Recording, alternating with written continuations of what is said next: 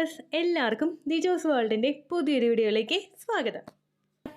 വിവാഹം കഴിഞ്ഞ് 4 വർഷങ്ങൾക്ക് ശേഷം നമ്മുടെ ചാനലിൽ ഈ ഒരു കാര്യം മനസ്സിലാക്കി പ്രഗ്നൻ്റ് ആയ ഒരു കുട്ടിയുടെ സക്സസ് സ്റ്റോറി ആസ്പദമാക്കിയിട്ടുള്ളതാണ് നമ്മുടെ ഇന്നത്തെ വീഡിയോ കേട്ടോ.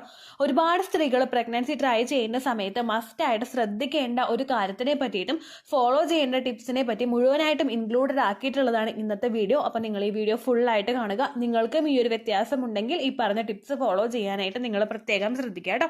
അപ്പോൾ നമുക്ക് വീഡിയോ സ്റ്റാർട്ട് ചെയ്യാം.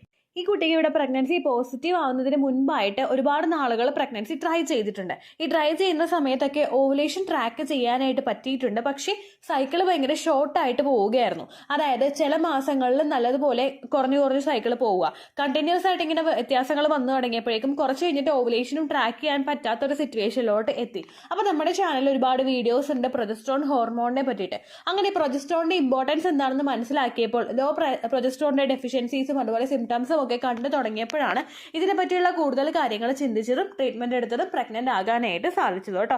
അപ്പൊ എന്താണ് പ്രൊജസ്ട്രോൺ ഹോർമോൺ എന്ന് നമുക്ക് ഏറ്റവും ആദ്യം തന്നെ മനസ്സിലാക്കാം. നമ്മുടെ ശരീരം പുറപ്പെടുവിപ്പിക്കുന്ന ഒരു സെക്സ് ഹോർമോൺ ആണ് പ്രൊജസ്ട്രോൺ എന്ന് പറയുന്നത്. ഈസ്ട്രോജനും പ്രൊജസ്ട്രോണും ഉണ്ട്, ടെസ്റ്റോസ്റ്ററോണും ഉണ്ട്. ഇതിൽ പ്രൊജസ്ട്രോണിനെ പറ്റിയിട്ടാണ് നമ്മൾ ഇന്ന് സംസാരിക്കുന്നത് കേട്ടോ. നമ്മുടെ റീപ്രൊഡക്റ്റീവ് ഹെൽത്ത് നന്നായി നടക്കാൻ വേണ്ടിയിട്ടും നല്ല രീതിയിൽ പെർഫോം ചെയ്യാൻ വേണ്ടിയിട്ടും സപ്പോർട്ട് ചെയ്യുന്ന ഒരു ഹോർമോൺ ആണ് പ്രൊജസ്ട്രോൺ ഹോർമോൺ എന്ന് പറയുന്നത്. ഇതിന്റെ ഇംബാലൻസസ് നമുക്ക് ശരീരത്തിൽ ഉണ്ടായി കഴിഞ്ഞാൽ അത് മെൻസ്ട്രേഷനെയും അഫക്ട് ചെയ്യും, നമ്മുടെ പ്രഗ്നൻസിയെയും അഫക്ട് ചെയ്യും. കാരണം നമുക്ക് മെൻസ്ട്രൽ സൈക്കിളിനെ രണ്ടായിട്ട് ഡിവൈഡ് ചെയ്യുകയാണെങ്കിൽ ഏറ്റവും ആദ്യത്തെ ഫേസിൽ നമുക്ക് വേണ്ടത് ഈസ്ട്രോജൻ ഹോർമോൺ ആണ്.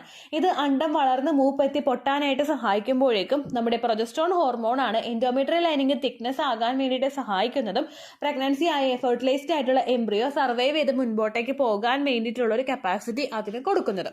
പ്രൊജസ്ട്രോൺ ഹോർമോണിന്റെ എന്തെങ്കിലും ഡെഫിഷ്യൻസീസ് സംഭവിക്കുകയാണെങ്കിൽ നമുക്ക് അവിടെ പ്രഗ്നൻസി പോസിബിൾ ആവുകയില്ല. കാരണം എന്താണെന്ന് വെച്ച് കഴിഞ്ഞാൽ ആ എംബ്രിയോയ്ക്ക് അവിടെ വളരാൻ വേണ്ടിയിട്ടുള്ള സിറ്റുവേഷൻ ശരീരത്തിൽ ഇല്ലാതെ വരുന്നു.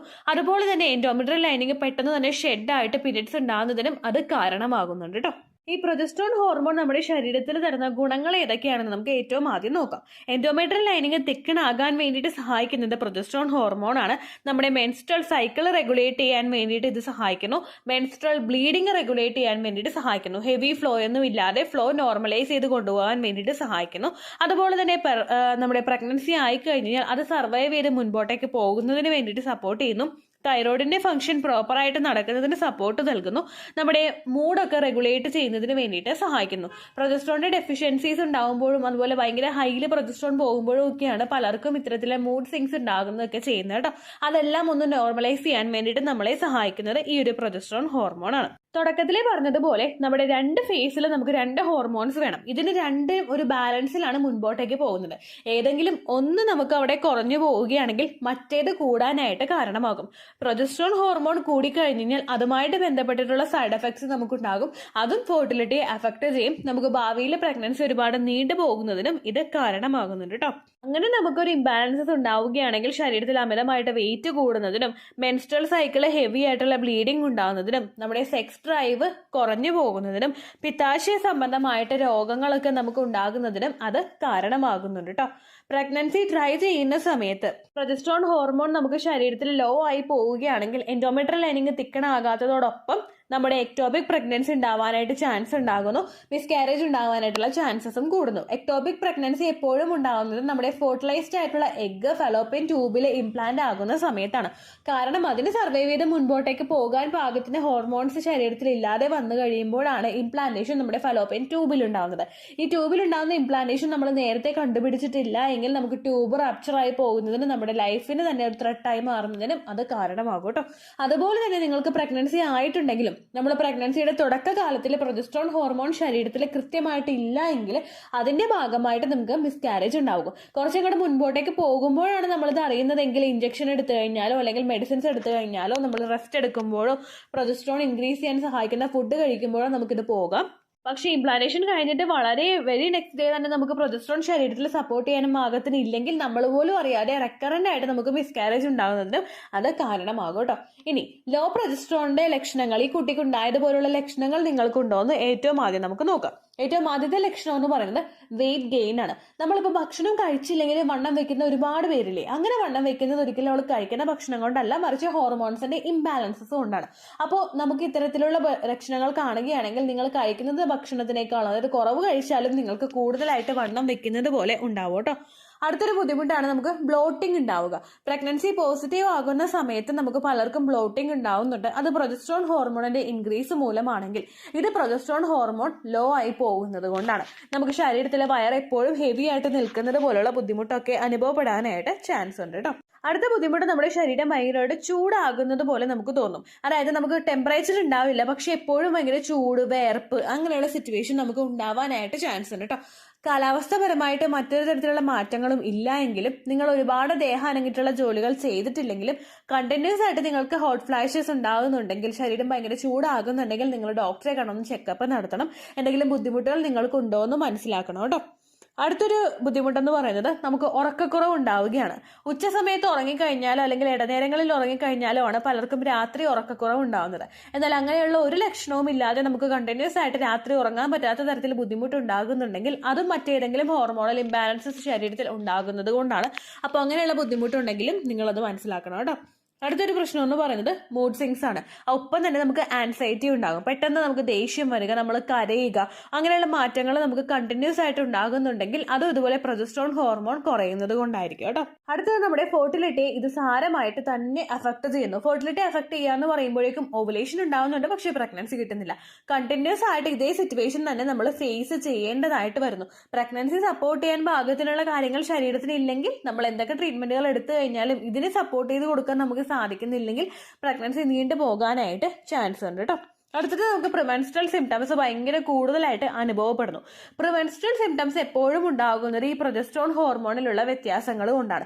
പലർക്കും നോർമലായിട്ട് ചിലപ്പോൾ ബ്ലീഡിംഗ് എന്നാണോ എക്സ്പെക്റ്റഡ് ഡേറ്റ് നമുക്ക് ഉണ്ടാകുന്നത് അതിനേക്കാൾ 2-3 ദിവസം മുൻപ് ചിലർക്ക് പ്രിമെൻസ്ട്രൽ സിംറ്റംസ് ഉണ്ടാവാറുണ്ട്.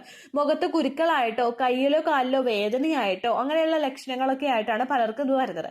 എന്നാൽ മറ്റു ചില ആളുകൾക്ക് ഓവുലേഷൻ കഴിഞ്ഞ് ഉടനെ തന്നെ ഇങ്ങനെയുള്ള പ്രിമെൻസ്ട്രൽ സിംറ്റംസ് ഉണ്ടാകാനായിട്ട് ചാൻസ് ഉണ്ട്. അങ്ങനെ സംഭവിക്കുന്നത് നമ്മുടെ ശരീരത്തിൽ പ്രൊജസ്ട്രോൺ ഹോർമോണിന്റെ ഡെഫിഷ്യൻസീസ് ഉണ്ടാകുന്നത് കൊണ്ടാണ്. അപ്പോൾ നിങ്ങൾക്ക് കണ്ടിന്യൂസ് ആയിട്ട് ഇങ്ങനെ മാറ്റം വരുന്നുണ്ടെങ്കിൽ, അതായത് ഓവുലേഷൻ കഴിഞ്ഞിട്ട് ഉടനെ തന്നെ ഒരാഴ്ചക്കകം തന്നെ പ്രിമെൻസ്ട്രൽ സിംറ്റംസ് ഭയങ്കര കൂടുതലായിട്ട് നിങ്ങൾക്ക് കാണുന്നുണ്ടെങ്കിൽ അപ്പോഴും നിങ്ങൾ ഡോക്ടറെ പോയി ഒന്ന് കാണണം. ഹോർമോണൽ ഇംബാലൻസസ് ഉണ്ടോ എന്ന് നോക്കണം. വെയിറ്റ് ഒക്കെ ഒന്ന് മാനേജ് ചെയ്ത് നോക്കണം. എന്നിരുന്നാൽ മാത്രമേ നമുക്ക് അവിടെ പ്രഗ്നൻസി പോസിബിൾ ആവുകയുള്ളൂ കേട്ടോ. അടുത്തത് ഇത് നമ്മുടെ മെൻസ്ട്രേഷനെ അഫക്ട് ചെയ്യുന്നു. ഇറഗുലർ മെൻസ്ട്രൽ സൈക്കിൾ നമുക്ക് പോകുന്നു. 21-നും 35-നും ഇടയിലല്ലാതെ ഭയങ്കര ഷോർട്ടായിട്ടും ഭയങ്കര ലോങ് ആയിട്ടും മെൻസ്ട്രൽ സൈക്കിൾ നമുക്ക് പോകാനായിട്ട് ചാൻസ് ഉണ്ട്. നമ്മുടെ ശരീരത്തിൽ ഇതിൽ പ്രൊജസ്ട്രോൺ ഹോർമോൺ കുറയുന്നതിന്റെ ഭാഗമായിട്ട് ഈസ്ട്രോജൻ ഹോർമോൺ കൂടും. അത് രണ്ടും കൂടിയുള്ളൊരു ഇംബാലൻസ് ശരീരത്തിൽ ഉണ്ടാകുമ്പോൾ രണ്ടിന്റെയും എഫക്ട് മൂലം, ഒരെണ്ണത്തിന്റെ കൂടുതലും ഒരെണ്ണത്തിന്റെ കുറവ് മൂലം നിങ്ങൾക്ക് ഒരുപാട് തരത്തിൽ മെൻസ്ട്രേഷനെ അത് അഫക്ട് ചെയ്യാനായിട്ട് ചാൻസ് ഉണ്ട്. അപ്പോൾ ഏതെങ്കിലും ഒരു ദിവസം പീരിയഡ്സ് വന്നാൽ പോരാ, അത് റെഗുലർ ആയിട്ട് നമുക്ക് ട്രാക്ക് ചെയ്യാൻ പറ്റുന്ന ദിവസത്തിൽ വേണം നമുക്ക് പീരിയഡ്സ് ആകാൻ വേണ്ടിയിട്ട്. അങ്ങനെ നിങ്ങൾക്ക് വരുന്നുണ്ടോ എന്ന് മസ്റ്റ് ആയിട്ട് ശ്രദ്ധിക്കണം കേട്ടോ. അടുത്തതിന് എന്തെല്ലാം കാര്യങ്ങൾ കൊണ്ടാണ് നിങ്ങൾക്ക് ഇങ്ങനെ സംഭവിക്കുന്നതെന്ന് നോക്കാം. ഏറ്റവും ആദ്യത്തെ സിറ്റുവേഷൻ എന്ന് പറയുന്നത് PCOD ആണ്. PCOD ഇപ്പോൾ നമ്മളൊരു 10 സ്ത്രീകളെ എടുത്തു കഴിഞ്ഞാൽ അതിൽ 3 പേർക്ക് PCOD ഉണ്ടാവാനായിട്ട് ചാൻസ് ഉണ്ട്. PCOD ഉണ്ടാകുമ്പോഴേക്കും ശരീരത്തിലെ ഈസ്ട്രോജൻ ഹോർമോണിന്റെ അളവ് ക്രമാതീതമായിട്ട് ഉയരും. അതിന്റെ ഭാഗമായിട്ട് നിങ്ങൾക്ക് പ്രൊജസ്ട്രോണിന്റെ അളവ് ഓട്ടോമാറ്റിക്കലി കുറയും. അപ്പോൾ PCOD ഉണ്ടാകുന്നത് നിങ്ങൾക്ക് പ്രൊജസ്ട്രോണിന്റെ ഡെഫിഷ്യൻസീസ് ഉണ്ടാകാനായിട്ടുള്ള ഇമ്പോർട്ടന്റ് ആയിട്ടുള്ള റീസൺ ആണ് കേട്ടോ. രണ്ടാമത്തേതെന്ന് പറയുന്നത് നമ്മുടെ തൈറോയ്ഡ് ഗ്രന്ഥി കൃത്യമായിട്ട് പ്രവർത്തിക്കാത്തത്. അണ്ടർ ആക്റ്റീവ് ആയിട്ട് തൈറോയ്ഡ് പോവുകയാണെങ്കിൽ അതും പ്രൊജസ്ട്രോണിന്റെ ഇംബാലൻസസ് ഉണ്ടാക്കുന്നതിന് വേണ്ടിയിട്ട് കാരണമാകുന്നു. അടുത്തൊരു ബുദ്ധിമുട്ടാണ് ഹൈപ്രൊലാക്റ്റിൻ. അതായത് പ്രൊലാക്റ്റിൻ ഹോർമോൺ നമ്മുടെ ശരീരത്തിൽ കുഞ്ഞിനെ ഫീഡ് ചെയ്യാൻ വേണ്ടിയിട്ട് ശരീരം പ്രൊഡ്യൂസ് ചെയ്യുന്ന ഒരു ഹോർമോണാണ്. ഇത് നമ്മൾ പ്രഗ്നന്റ് ആകുന്ന സമയത്ത് ഭയങ്കര കൂടുതലായിരിക്കും ശരീരത്തിൽ, അതുപോലെ ഫീഡ് ചെയ്യുന്ന സമയത്ത് നമുക്ക് ഭയങ്കര കൂടുതലായിരിക്കും. എന്നാൽ അങ്ങനെ അല്ലാത്ത സമയങ്ങളിൽ പ്രൊലാക്റ്റിൻ ഹോർമോണിന്റെ അളവ് കൂടുന്നുണ്ടെങ്കിൽ അതിന്റെ ഭാഗമായിട്ട് നിങ്ങൾക്ക് പ്രൊജസ്ട്രോണിന്റെ അളവ് കുറയാം. പ്രഗ്നൻസി ആകാനായിട്ടുള്ള ചാൻസസ് നമുക്ക് കുറയാം കേട്ടോ. അടുത്തൊരു ബുദ്ധിമുട്ടെന്ന് പറയുന്നത് കൊളസ്ട്രോളിന്റെ ലെവല് ഭയങ്കരമായിട്ട് കുറഞ്ഞു പോകുന്നത്. അടുത്തൊരു പ്രശ്നം എന്ന് പറയുന്നത് നമ്മൾ ഓവറായിട്ട് എക്സ്ട്രീമായിട്ട് നമ്മൾ എക്സസൈസ് ചെയ്യുന്നത്, അതുപോലെ ഡയറ്റ് ചെയ്യുന്നത്. ചില ആളുകൾക്ക് ഫിറ്റ്നസിന്റെ ഒരു നമുക്ക് ഒരുപാട് വണ്ണം കൂടിക്കഴിഞ്ഞാൽ അത് എങ്ങനെയും കുറയ്ക്കണമെന്ന് വിചാരിച്ചിട്ട് ശരീരത്തിന് ഒരുപാട് പ്രഷർ കൊടുക്കുന്നവരുണ്ട്. അങ്ങനെയൊക്കെ കൊടുത്തു കഴിഞ്ഞാൽ അത് നമ്മുടെ ശരീരത്തിൽ ഇതുപോലെ ഹോർമോൺസിന്റെ ഫ്ലക്ച്വേഷൻസ് ഉണ്ടാക്കുന്നതിന് വേണ്ടിയിട്ട് കാരണമാകുന്നു. നമ്മൾ എപ്പോഴും ഒരു വർക്കൗട്ട് ഫോളോ ചെയ്യേണ്ടത് നമ്മുടെ ശരീരത്തിൽ ഒരുപാട് ഡിസ്റ്റർബ് ചെയ്യാത്ത രീതിക്കായിരിക്കണം. ഒരുപാട് നമ്മൾ ഹെവി ആയിട്ട് വർക്കൗട്ട്സ് ചെയ്തിട്ട് എങ്ങനെയും ഒരാഴ്ച കൊണ്ട് 5 കിലോ ഒക്കെ കുറക്കണമെന്നൊക്കെ വിചാരിച്ചിട്ട് അതിലോട്ട് ഇറങ്ങിക്കഴിഞ്ഞ് കഴിഞ്ഞാൽ നമുക്ക് അതിന്റെ ഭാഗമായിട്ട് പീരിയഡ്സ് ഇറഗുലർ ആയി പോകും, ഓവുലേഷൻ നടക്കാനായിട്ട് ബുദ്ധിമുട്ടുണ്ടാകും. അങ്ങനെ വർക്കൗട്ട്സ് ചെയ്യുന്നവരാണോ നിങ്ങളെന്ന് നോക്കുക. അതുപോലെ തന്നെ എക്സ്ട്രീം ആയിട്ട് നമ്മൾ ഡയറ്റ് ചെയ്യുക. ചില ആളുകൾ ഒന്നും ഇരുന്നിട്ട് ഡയറ്റ് ചെയ്യുന്നവരുണ്ട്. അങ്ങനെയൊക്കെ ഒരു ഡയറ്റീഷ്യന്റെ സഹായം ഇല്ലാതെയോ അതിൽ കൃത്യമായിട്ട് അറിവില്ലാത്ത ഒരാളുടെ സഹായത്തോട് കൂടിയിട്ട് നിങ്ങൾ ഡയറ്റ് ചെയ്യുകയാണെങ്കിൽ അത് നിങ്ങളുടെ ശരീരത്തിനെ ഹാംഫുൾ ആയിട്ട് എഫക്ട് ചെയ്യും. അങ്ങനെ ചെയ്യുന്നവരാണ് നിങ്ങളെങ്കിൽ അതുമൂലം നിങ്ങൾക്ക് പ്രൊജസ്ട്രോണിന്റെ ബുദ്ധിമുട്ട് ഉണ്ടാവാനായിട്ട് ചാൻസ് ഉണ്ട് കേട്ടോ. അടുത്തതെന്ന് പറയുന്നത് സ്ട്രെസ് ആണ്. ശരീരത്തിൽ സ്ട്രെസ് കൂടുന്നതിന്റെ ഭാഗമായിട്ട് കോർട്ടിസോളിന്റെ അളവ് കൂടാനായിട്ട് ചാൻസ് ഉണ്ട്. ഇത് ഏറ്റവും ആദ്യം എഫക്ട് ചെയ്യുന്നത് നമ്മുടെ ഹോർമോൺസിനെയാണ്. റീപ്രൊഡക്റ്റീവ് ഹോർമോൺസിനെ കൂടുതലായിട്ട് എഫക്ട് ചെയ്യുന്നതിന്റെ ഭാഗമായിട്ടും നിങ്ങൾക്ക് ഇത്തരത്തിലുള്ള ബുദ്ധിമുട്ടുകൾ ഉണ്ടാകാനായിട്ട് ചാൻസ് ഉണ്ട് കേട്ടോ. നമ്മൾ ഒരു ദിവസം അനുഭവിക്കുന്ന സ്ട്രെസ്സിനെ പറ്റിയല്ല പറഞ്ഞത്. കണ്ടിന്യൂസ് ആയിട്ട് നമ്മൾ സ്ട്രെസ് അനുഭവിക്കുന്നുണ്ടെങ്കിൽ ഉറപ്പായിട്ടും അത് നിങ്ങളുടെ ഫെർട്ടിലിറ്റി ഹോർമോൺസിനെയും എഫക്ട് ചെയ്യാനായിട്ട് ചാൻസ് ഉണ്ട് കേട്ടോ. അപ്പൊ ഇതുപോലുള്ള ബുദ്ധിമുട്ടുകൾ നിങ്ങൾക്ക് തുടർച്ചയായിട്ട് ഉണ്ടാവുന്നുണ്ടെങ്കിൽ ഞാൻ ഈ നേരത്തെ പറഞ്ഞതുപോലുള്ള ലക്ഷണങ്ങൾ നിങ്ങൾക്ക് കണ്ടിന്യൂസ് ആയിട്ട് കാണുന്നുണ്ടെങ്കിൽ അടുത്ത നിങ്ങൾ ശ്രദ്ധിക്കേണ്ടത് പ്രൊജസ്ട്രോൺ റിച്ച് ആയിട്ടുള്ള ഭക്ഷണങ്ങൾ കൂടുതലായിട്ട് കഴിക്കാനായിട്ട് നിങ്ങൾ ശ്രദ്ധിക്കുക. പ്രൊജസ്ട്രോണിന്റെ ഭക്ഷണങ്ങൾ ഡയറക്റ്റ് നമുക്ക് ശരീരത്തിലോട്ട് എത്തിക്കാനായിട്ട് പറ്റില്ല. അത് ഓരോ വിറ്റമിൻസിലും ആന്റി ഓക്സിഡൻസിലും ഒക്കെയാണ് ഇത് കൂടുതലായിട്ടും അടങ്ങിയിട്ടുള്ളത്.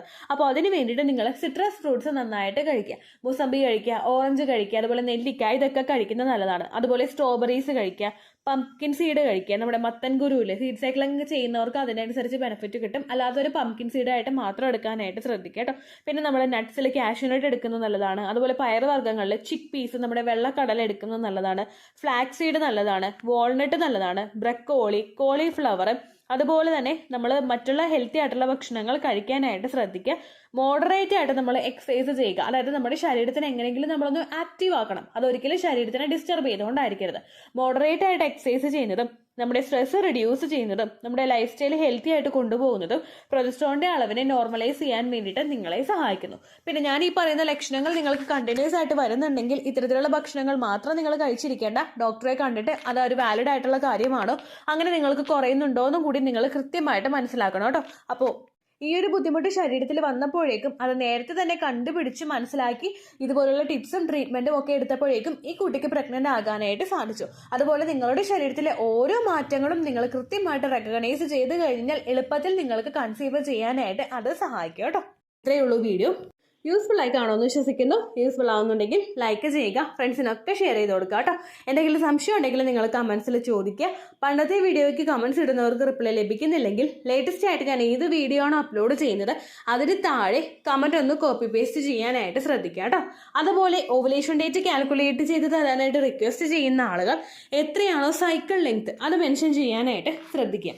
സൈക്കിൾ ലെങ്ത് എന്നതുകൊണ്ട് ഉദ്ദേശിച്ചത് ഓരോ മാസവും എത്ര ദിവസം കൂടുമ്പോഴാണോ ബ്ലീഡിങ് വരുന്നത് അതാണ് സൈക്കിൾ ലെങ്ത്. കഴിഞ്ഞ മാസം ഒരു 8-ാം തീയതിയാണ് ബ്ലീഡിങ് ആയതെങ്കിൽ ഈ മാസം 6-ാം തീയതിയാണ് ബ്ലീഡിങ് ആയതെങ്കിൽ കഴിഞ്ഞ മാസം 8-ാം തീയതി മുതൽ ഈ മാസം 6-ാം തീയതി വരെ എത്ര ദിവസമുണ്ടോ അത് കാലണ്ടറിൽ എണ്ണി തിട്ടപ്പെടുന്നതാണ് നിങ്ങളുടെ സൈക്കിൾ ലെങ്ത്. സൈക്കിൾ ലെങ്ത് നമ്മൾ കൃത്യമായിട്ട് കാൽക്കുലേറ്റ് ചെയ്യുകയാണെങ്കിൽ ഓവുലേഷൻ ഡേറ്റ് എളുപ്പത്തിൽ കണ്ടുപിടിക്കാൻ വേണ്ടിയിട്ട് ഒരുപാട് ആപ്ലിക്കേഷൻസും ഒരുപാട് ഓൺലൈൻ ആയിട്ടുള്ള വെബ്സൈറ്റുകളും ഇന്ന് നമുക്ക് അവൈലബിൾ ആണ്. പ്ലേ സ്റ്റോറിൽ പോയിട്ട് ഓൺലൈൻ ഓവുലേഷൻ ട്രാക്കർ എന്ന് ടൈപ്പ് ചെയ്ത് കഴിഞ്ഞാൽ നിങ്ങൾക്ക് അതുമായിട്ട് ബന്ധപ്പെട്ടിട്ടുള്ള ആപ്ലിക്കേഷൻസ് കിട്ടും.